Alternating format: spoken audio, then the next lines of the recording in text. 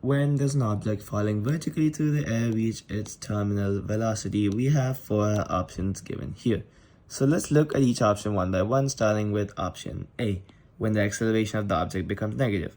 We know that for any object falling vertically through the air with no external force given, the acceleration is always 9.8 meters per second squared. This is the value of g, and this is the acceleration downwards.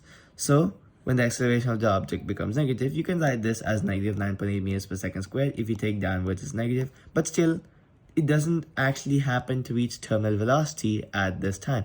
The acceleration is always negative when you write it as downwards is negative. So that doesn't really count as the answer because it doesn't really relate to terminal velocity. Now for B, when the acceleration is equal to g.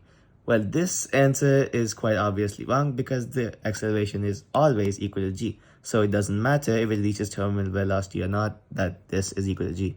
Now for C, when the air resistance equals the weight of the object. What happens when an object falls vertically through the air?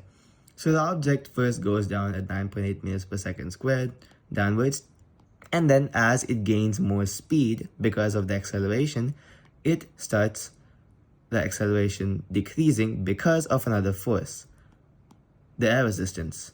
This force gradually increases as the speed also increases. So as the velocity increases downwards, it starts to decrease the acceleration. So at some point, it'll go at a constant speed. So at this point, let's say the air resistance will equal the weight of the object, which is the acceleration g times its mass. So when the air resistance is equal to that weight, it'll reach terminal velocity over here, and then this velocity will be constant after this because the forces balance out. So that's what happens, and we can see that when the air resistance equals the weight, that's when we reach terminal velocity. So C is correct.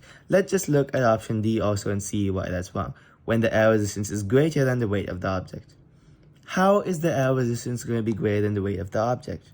Because when the object's falling, it reaches terminal velocity, and then it's equal. The air resistance is equal to the acceleration due to gravity. So how will it become greater if there is no force acting on it already?